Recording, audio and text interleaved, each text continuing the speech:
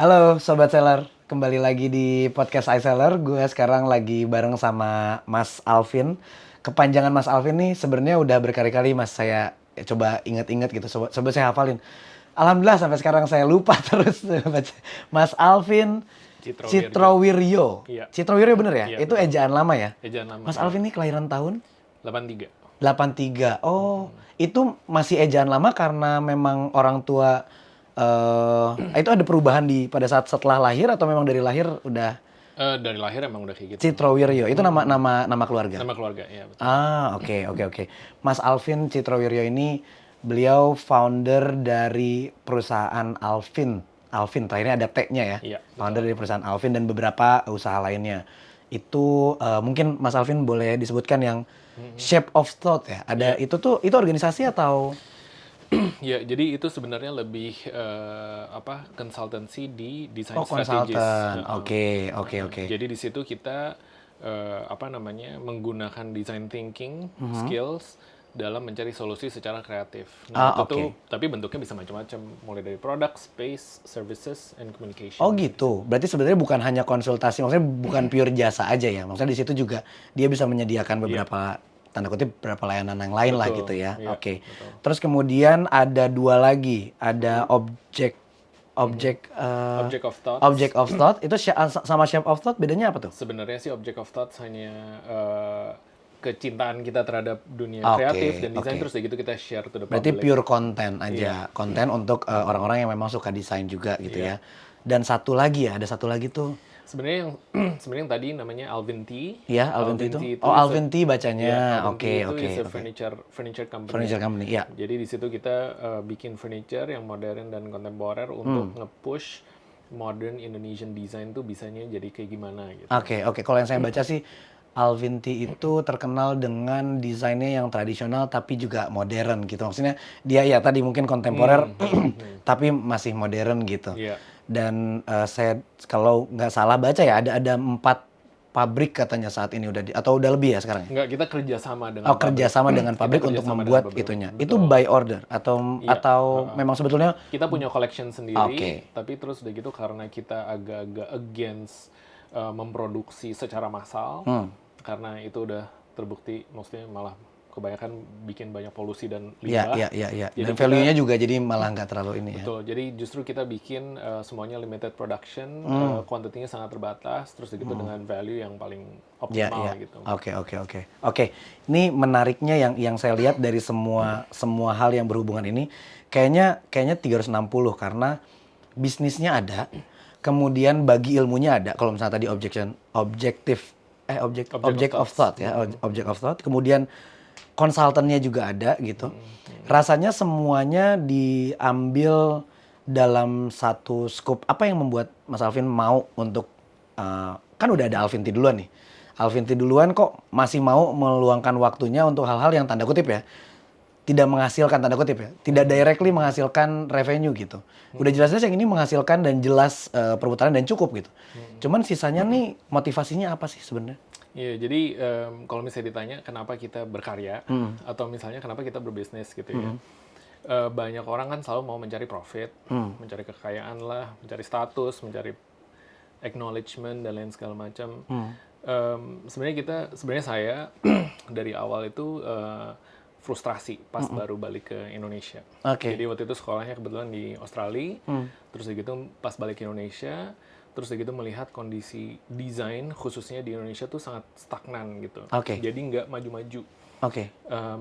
Nah dari situ at the same time saya ngelihat kalau misalnya di Indonesia tuh natural resources atau resourcesnya maksudnya labor, material, manufacturing, marketnya itu tuh sangat besar, punya potensi sangat besar. Tapi kenapa kebanyakan inovasi atau khususnya desain, kemajuan desain itu dilihatnya sebagai cost, bukan sebagai investment. Oke. Nah itu yang melandaskan kayak wah ini rasanya ada big problem gitu. Big problemnya itu basically di mindset. Oke. Jadi saya mulai dengan Alvin T. Alvin T itu basically kayak dari kegelisahan dituangkan ke dalam karya, bentuknya sebuah furniture. Furniture-nya ini basically dibikin untuk mendorong desain dari Indonesia tuh bisa Lebih sejauh inovatif apa. gitu. Oke. Nah, cuma problemnya begitu produknya udah dibikin, produknya terlalu modern untuk marketnya. Jadi marketnya belum bisa create Ngejar. enough demand. Ya, ya. Nah, kalau misalnya saya nunggu sampai marketnya catch up with the product, kan lama ya. Ya, ya. Jadi saya decide untuk bikin desain studio. Dari desain studio itu kita bikin space-nya. Oke. Space itu dalam arti interior rumah, food and beverage, Oke. commercial spaces, dan lain segala macam. Supaya kita bisa educate the market lebih Oh, cepat. jadi maksudnya yang produknya Mas Alvin ini ada di space tersebut. Betul. Oke. Jadi justru malah kita yang coba untuk create our own market, and then terus begitu kita bikin supaya produknya bisa relevan to the market. Daripada kita nunggu marketnya lagi minta apa terus baru kita supply. Nah dari situ lead to another problem. Jadi begitu marketnya udah ada, dan terus begitu sekarang dibanjirin sama segala macam imported Ya. brands gitu ya. Baik yang bagus sampai yang palsu-palsuan sampai yang jiplak-jiplakan segala macam, Ya. semuanya masuk ke dalam sini. Akhirnya kalau misalnya kita mau maju sebagai orang Indonesia, bikin karya yang dari Indonesia, quality-nya bagus, tapi tidak diposisikan atau tidak dijual dengan cara yang benar, nggak bisa jualan juga. Akhirnya desainnya dibilang, aduh desainnya nggak laku gitu maksudnya. Nah dari situ kita ngelihat satu problem. Daripada nunggu sampai ada muncul business owner dan lain segala macam yang sadar dan tahu cara ngeposisi produk modern contemporary Indonesian design itu di posisi yang paling benar, which basically itu kelihatannya lebih lama daripada nunggu kedatangan Tuhan kedua kali. Oke. Itu mendingan saya pikir ya udah kita coba yang create the service, dan terus akhirnya terbentuk Shape of Thoughts yang basically try to understand gimana caranya mulai dari produk sampai how to position it in the market, how to market it, how to communicate it dengan cara yang paling benar, supaya bukannya kita selalu ngikutin apa mau pasar, kita bisa create our own market. Ya, iya. Berarti maksudnya Shape of Thought tuh banyak sekali data untuk dianalisis untuk mereka jadi bridgingnya ya Iya, antara Alvinti sama market gitu. Tapi kan mereka juga memberikan jasa untuk orang-orang yang membutuhkan kan. Iya. Jadi mereka bukan hanya berguna untuk Alvinti tapi juga Bukan. memang dijual sebagai produk jasa kepada orang-orang yang butuh gitu ya. Iya, betul. Iya, iya, iya. Ini beberapa karya yang sudah Mas Alvin buat di Indonesia khususnya yang paling Mas Alvin banggakan di mana? Apa nih, misalkan gedung apa atau area mana yang sampai detik ini tuh masih ada value personal yang nggak bisa digantiin gitu. Bahkan bukan uangnya, bukan apanya Iya. gitu. Sebenarnya setiap karya punya maknanya masing-masing. Terus udah gitu kayak setiap karya yang kita bikin tuh kita benar-benar merespon sebuah situasi atau kondisi pada saat itu. Oke. Jadi kalau dibilang mana yang paling spesial, setiap itu sih ada special Ada ceritanya meaningnya masing-masing lah ya. masing-masing gitu.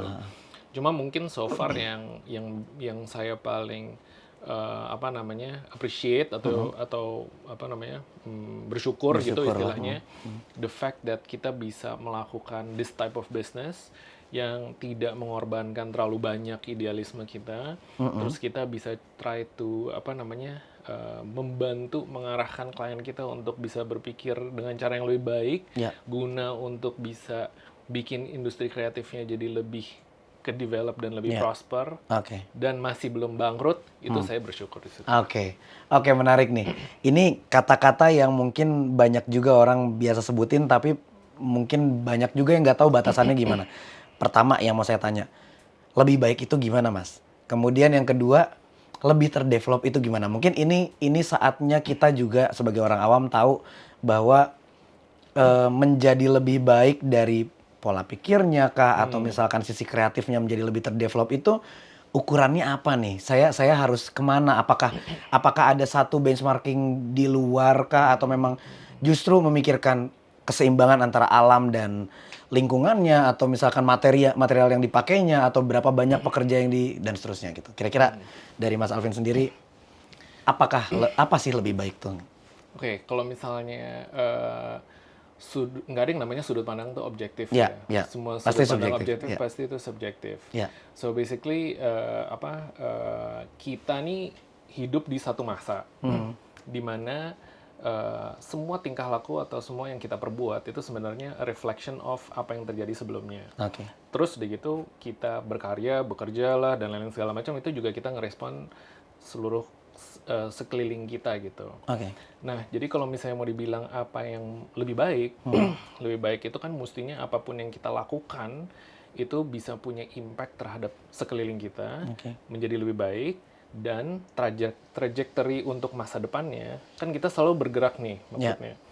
Kita di posisi yang sangat jelek karena generasi sebelumnya tuh cuma overexploit natural resources, makanya kita parah banget. Nah, kalau kita mau untuk kita menjadi lebih baik, artinya kita harus merubah trajectory-nya. Bukan berarti apa yang kita lakukan sekarang tuh udah sampai di tujuan, tapi yang paling penting kita ngarahin ke arah situ. Iya, iya. Nah, kalau misalnya sekarang ngomongin kondisi sekarang, ada banyak ya, maksudnya lihat dari sustainability development goals aja lah istilahnya. Mulai dari inclusivity lah, atau mulai dari climate change lah, mulai dari overexploitation lah, mulai dari kapitalisme yang tidak terkontrol lah, mulai dari edukasi yang tidak terarahkan lah, dan lain-lain segala macam. Ini semua kondisi yang kita mestinya merespon pada saat ini. Kalau misalnya mau bilang lebih baiknya gimana, just pick one of these points. Misalnya uncontrolled capitalism basically. Jadi wealth distribution itu tidak equal dengan value distribution gitu ya. Jadi misalnya material itu datang dari alam, dia menggunakan segini banyak resources, diolah menjadi material, dari tanaman diolah jadi material, diolah jadi produk, terus itu dijual. Nah, ada pembuatnya, ada yang penganyamnya, ada yang tukang nganternya lah, ada yang tukang jaga toko dan lain segala macam. Nah, tapi dari sisi economic value itu semuanya apakah didistribute secara equal? Mungkin nggak terlalu gitu ya. Terus udah gitu juga begitu kita menggunakan natural resources, kita bayar pajak. Tapi kita nggak pernah bayar pajak terhadap kita menggunakan natural resources ini gitu. Jadi kalau misalnya itu udah semuanya overexploited, akhirnya kita sendiri juga yang rugi, generasi berikutnya gitu ya. Nah, hal-hal seperti itu mestinya bisa direspon sekarang oleh diri kita nih. Nah, itu cuma emang itu sangat kompleks gitu ya. Saya sangat menjaga untuk supaya kita perbicaraannya nggak bergeser ke government policy ya. Jadi nanti berarti kita masih tetap di area yang kita bisa gitu. Karena terlalu kompleks ya kalau misalnya kita maju ke arah sana. Cuman seberapa besar Mas Alvin pada saat itu punya power atau punya keinginan sehingga merasa bahwa akhirnya menyadari bahwa pergerakan Mas Alvin ini meskipun saya sendiri tanda kutip dan tim saya gitu atau bahkan pada saat itu sendiri, saya yakin kok trajektorinya bisa bergeser meskipun sekian 0, sekian derajat gitu. Dan keyakinan itu dipegang sampai sekarang gitu. Maksudnya pada saat itu apakah ada momen yang membuat Mas Alvin yakin gitu akhirnya membuat semua komponen ini atau it's a very long process. Jadi sebenarnya kadang-kadang kalau misalnya ditanya kenapa kamu bikin ini instead of itu, atau kenapa kamu mau menjadi ini atau menjadi itu, kadang-kadang faktor yang paling penting itu atau faktor yang paling berperan itu sebenarnya psychological factor. Nah, psychological factor ini kan yang berpengaruh ke decision making kita gitu ya. Betul. Nah, selama COVID kerjaan agak kurang, saya pelajarin, ada banyak waktu, terus gitu mulai nonton-nonton dan pelajarin tentang psychology gitu.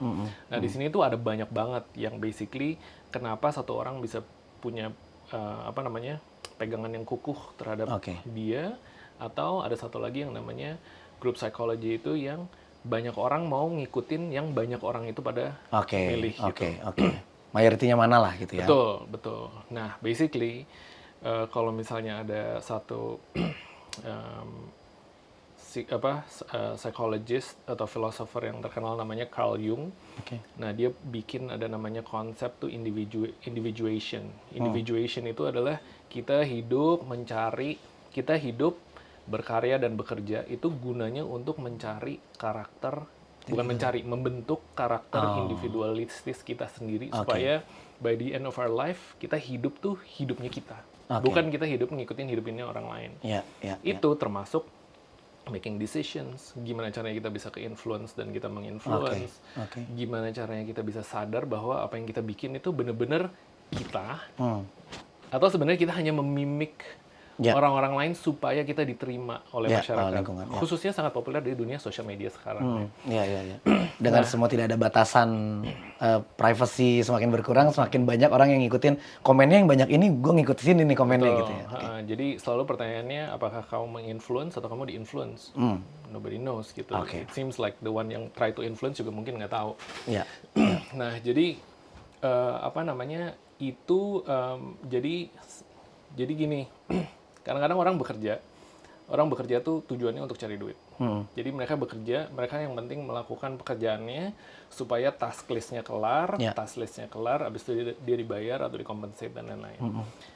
Saya berusaha untuk belajar, untuk kalau misalnya berkarya atau bekerja, itu untuk ada selalu konsisten introspeksi dengan diri, bahwa if I need to do something, saya harus make sure supaya dari pekerjaan yang saya lakukan ini saya bisa belajar, supaya saya bisa jadi lebih baik, dan terus begitu ini harus benar-benar ada hubungan yang dekat dengan who I really am gitu. Oke. Baik itu secara artistik, baik secara kayak apa namanya conscious gitu, kesadaran gitu. Is this what I really want atau this is not what I want gitu ya. Dan terus udah gitu at the same time juga harus belajar untuk bisa take pleasure dari prosesnya. Oke. Supaya kita Apapun hasilnya ya. Iya betul. Jadi kita nggak fokus terhadap hasilnya, tapi kita fokus terhadap prosesnya. Begitu kita bisa menikmati prosesnya, dan kalau prosesnya itu membuat diri kita menjadi lebih baik dan bisa ya ada positive impact atau menghasilkan, kita akan masuk ke dalam satu cycle yang selalu akan menjadikan diri kita jadi lebih baik dan lebih baik dan lebih baik lagi. Oke. Nah itu yang that's how I see work, business, life, dan segala macam. Berarti sebetulnya Mas Alvin kalau saya agak simpulkan dikit ya, koreksi saya kalau salah. Jadi fokus Mas Alvin setiap hari mungkin ke ruangan ini atau ke ruangan mana bekerja gitu, yang Mas Alvin pikirkan dan rasakan adalah bahwa apakah proses ini menjadikan saya lebih baik dari hari kemarin, apapun proses yang sedang saya lakukan dan apapun hasil yang saya harapkan gitu ya. Iya. Sekarang menariknya adalah di zaman yang ya mungkin anak-anak teman-teman yang lahir tahun 2000 dan seterusnya, itu kan sudah sangat banyak informasi yang bisa didapatkan, dan sehingga seakan-akan pilihan di dunia ini tidak terbatas lah, untuk menjadi apapun tuh sangat mungkin gitu. Sehingga ada beberapa hal yang dasar pemilihan keputusannya adalah saya senang atau tidak senang melakukan itu. Dan itu persis seperti yang Mas Alvin bilang. Cuman biasanya yang bilang gitu jadi keren kalau memang udah ada hasilnya ya, udah sampai gini jadi kayak ya harus lakuin apa yang lu senengin gitu. Tapi kalau belum ada hasilnya kayak nggak, tapi kalau nyenengin gak hasilin uang juga gimana gitu ya kasarnya. Nah, apa advice Mas Alvin untuk kan saat ini ada proses yang tadi Mas Alvin selalu bilang bahwa prosesnya panjang gitu, dan pasti juga ada masa di mana Mas Alvin melakukan hal yang tidak Mas Alvin sukai untuk misalkan let's say untuk hidup misalkan gitu, karena memang itu saat itu yang ada potensinya gitu, atau karena disuruh orang tua misalkan gitu, atau apapun lah. Proses untuk sampai dengan akhirnya bahwa keputusan yang saya ambil ini sudah masuk akal, bukan efektif apa ya, masuk akal, seimbang untuk hidup saya masih bisa hidup dan bahagia saya juga cukup. Jadi akhirnya saya bener deh kayaknya putusan kita. Itu kira-kira prosesnya gimana dan apa advice-nya untuk sampai mendapatkan itu? Jadi kepuasan itu tidak ada tanpa kesusahan, basically kan. Jadi kalau kita mau mencari sesuatu yang memuaskan, itu udah pasti kita nggak boleh menghindari yang menyulitkan. Nah itu sebenarnya step pertama sih. Jadi maksudnya kayak banyak orang juga, aduh coba dikit susah, coba dikit kayak udah capek segala macam, burn out lah dan lain segala macam. Itu harus dilewatin. Dan justru emang seperti yang tadi dibilang juga kayak emang the focus is to take the pleasure in the process. Nah in the process itu bukan berarti yang gampang-gampang doang, tapi justru proses yang menyulitkan ini bisa nggak? Ada certain orang yang kan begitu, wah challenge-nya susah setengah mati, tapi ternyata dia enjoy. Tapi ada juga yang kayak suruh susah-susah dikit udah kayak, aduh gila capek banget nih gue susah bla bla segala macam gitu. Is that a sign kalau misalnya bahwa dia memang bukan di jalur itu, atau memang sebetulnya dia pemalas aja, atau maksudnya sampai tahap mana akhirnya dia bisa memutuskan bahwa ini ini saya harus bertahan nih di kesulitan ini gitu.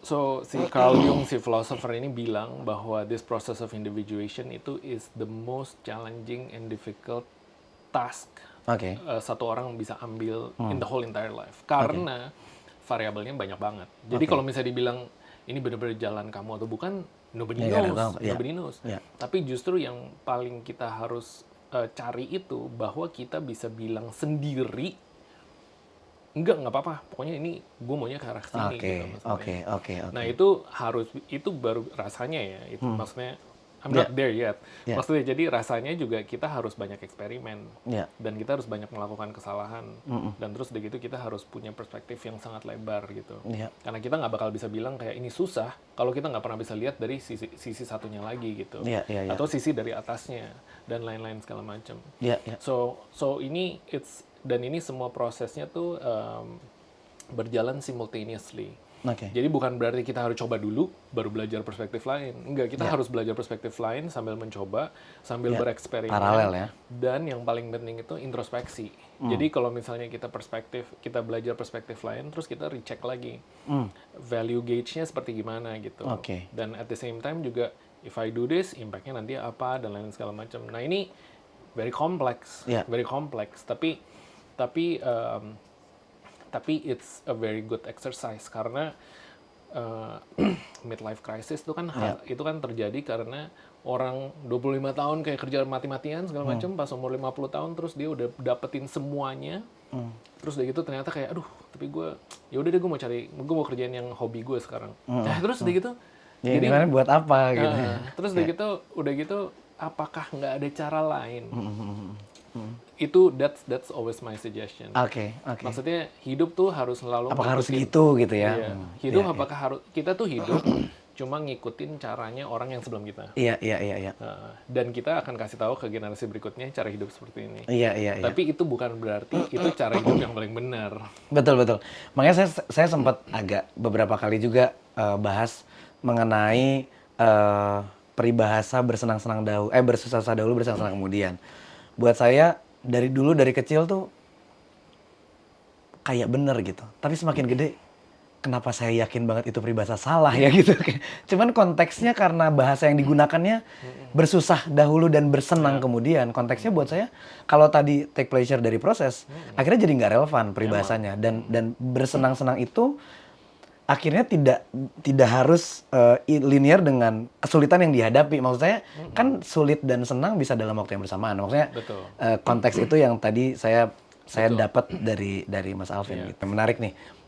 Berarti mungkin sekali lagi terakhir nih, tadi udah terakhir sekali lagi terakhir. Cara kita untuk melepaskan dari, bukan melepaskan ya, melihat diri kita sebagai entity yang ya berbeda dengan mayoritas yang lainnya, tidak harus sama. Tidak harus pendapat kita sama dengan pendapat kebanyakan. Tidak harus jalan kita sama dengan jalan kebanyakan. Dan nggak aneh kalau kamu bahagia dengan jalan yang kamu pilih, meskipun jalan itu bukan jalannya kebanyakan. Nah, kira-kira ada mungkin pengalaman atau mungkin ada satu dua hal yang bisa dilakukan? Ya, salah satu tipsnya tuh solitude itu penting sekali. Oke. Jadi kesendirian itu tuh penting. Karena seperti puasa atau diet gitu ya istilahnya ya. Kita itu kan dibombardir oleh segala macam informasi dari luar. Jadi kayak kita distimulate semuanya tuh eksternal ke dalam kita. Kita tuh butuh waktu untuk memproses di dalam. Jadi kita butuh waktu untuk memproses, mencari tahu, kalkulasi, terus dari itu baru kita mesti react. Nah, sekarang nih dunia sekarang itu berjalannya cepat sekali. Itu dunianya tuh nggak allow kita untuk bisa ada waktu untuk ngeproses. Semuanya itu kita distimulate terus-terusan dari pagi Setiap sampai detik malam. malah gitu ya. Setiap detik gitu.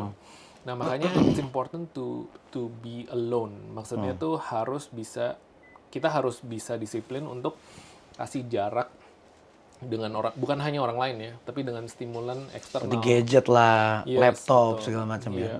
Atau teman, atau family dan lain segala macam, supaya external influence tuh bisa di stop dulu, terus ada waktu untuk kita bisa memproses. Itu pentingnya, penting banget gitu. Oke. Ada hal yang dilakukan mungkin saat ini meditasi lah atau misalkan yoga atau itu mungkin Mas Alvin? Kadang-kadang saya suka hiking sebenarnya. Oke. Jadi atau nggak saya suka travel sendiri. Nah oke. kalau travel sendiri atau misalnya hiking suka nggak ada signal atau apa segala macam. Itu di situ ya. Atau nggak sebenarnya mau ada signal pun tapi handphonenya jadi lihat gitu. Nah itu waktu-waktu di situ yang basically bisa jalan terus gitu bisa mikir Iya, yang kemarin terjadi, impactnya apa, what should I do dan lain segala macam. That is very very important dan itu nggak harus kita naik ke gunung mana apa segala macam, mau meditasi bisa, Iya. mau matiin handphone untuk 1 minggu, it's a very good thing. Iya. Nggak usah ketemu-ketemu orang karena orang-orang itu juga basically mereka semua noise. Ya, maksudnya mereka coba influence, mereka coba jadi teman, mereka mau jadi musuh apa segala macam. Kadang-kadang itu harus dikasih barrier aja untuk sementara. Dan itu tidak terlepas introvert atau ekstrovert ya orangnya ya. Pokoknya semuanya sebaiknya melakukan itu ya. Oke. Nah, itu tuh penting dan kalau itu dilakukan secara regularly dan tentunya ya harus cukup tidur dan makan yang sehat dan segala macam ya karena kalau misalnya itu tapi terus udah gitu lagi hangover atau gimana juga pemikirannya nggak jernih gitu. Iya. Nah itu akan sangat membantu mengkristalisasikan apa yang kita mau proses dan tentunya yang kita react itu kan menjadi imprint dari karakter kita kan. Iya. Kan karakter kita nih tergantung dari tingkah laku kita gitu. Tingkah laku kita tergantung dari cara berproses kita gitu. Nah, cara berproses kita juga tergantung dari external factor. Nah, begitu kita bisa kontrol semuanya, which artinya kita akan bisa mengontrol juga kondisi eksternal. Artinya kalau misalnya dulu ada orang yang suka gaslighting terus kita jadi sering marah terus udah gitu akhirnya kita dicapnya orang yang emosional. Begitu kita bisa kontrol itu semua, orang yang lagi mau gaslighting kita nggak peduli, akhirnya semua drama itu bisa dihindari semua di skip lah. gitu. Iya. Oke. Menarik. Oke, begitu Sobat Seller. Jadi poin besarnya mungkin yang bisa saya ambil dari Mas Alvin adalah kalau Sobat Seller ada yang sekarang lagi berbisnis atau bahkan sekarang lagi bingung mau bisnis atau mau kerja. Yang penting kalau kata Mas Alvin adalah carilah suatu hal yang kamu kerjakan itu bisa membuat kamu jadi lebih baik. Yang lebih baik itu bisa dalam artian lebih banyak manfaatnya kepada orang lain. Jadi harapannya dengan bisa lebih banyak manfaatnya orang lain, lingkungan jadi lebih baik, akhirnya kita bisa akhirnya mengontrol apa yang masuk ke dalam diri kita, informasinya bisa akhirnya punya cara cara mengolah informasi tersebut jadi lebih baik dan akhirnya keluarnya juga secara behavior kita juga jadi lebih baik. Begitu Mas Alvin. Terima kasih banyak waktunya. Kita kurang lebih udah 30 menit lebih kita berbincang. Semoga banyak manfaatnya untuk teman-teman Sobat Seller. Saya Wicak dan Mas Alvin undur diri. Terima kasih.